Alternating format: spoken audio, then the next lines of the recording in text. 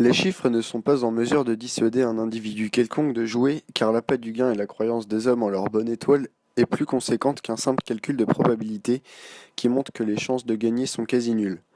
Adam Smith disait: chacun s'exagère plus ou moins la chance du gain, quant à celle de la perte, la plupart des hommes la comptent en dessous de ce qu'elle est.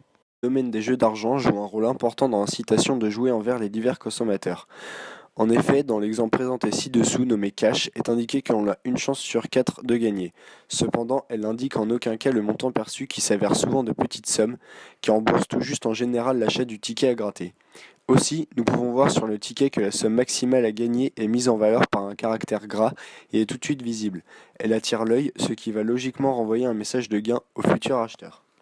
Les entreprises de jeux d'argent dans leur publicité nous font part d'un nombre de gagnants relativement élevé, alors que ce nombre est réellement inférieur à celui des perdants dont ils nous font aucunement part. De plus, d'argent sont versés aux gagnants. Aujourd'hui, elles se désignent souvent en plusieurs millions d'euros qui attirent le maximum de futurs joueurs. Cependant, ces sommes n'ont pas toujours été aussi élevées. Mais depuis quelques années, les entreprises augmentent considérablement les gains pour atteindre un maximum d'argent misé qui ira directement à l'entreprise. C'est un peu un investissement.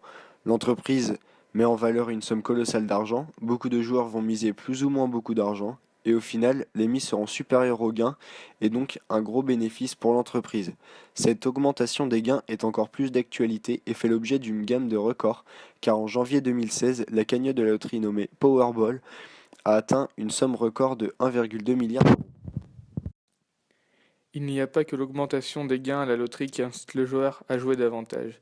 Il existe d'autres méthodes, comme par exemple aux machines à sous, où tout est pensé pour que le joueur ne s'arrête jamais de jouer.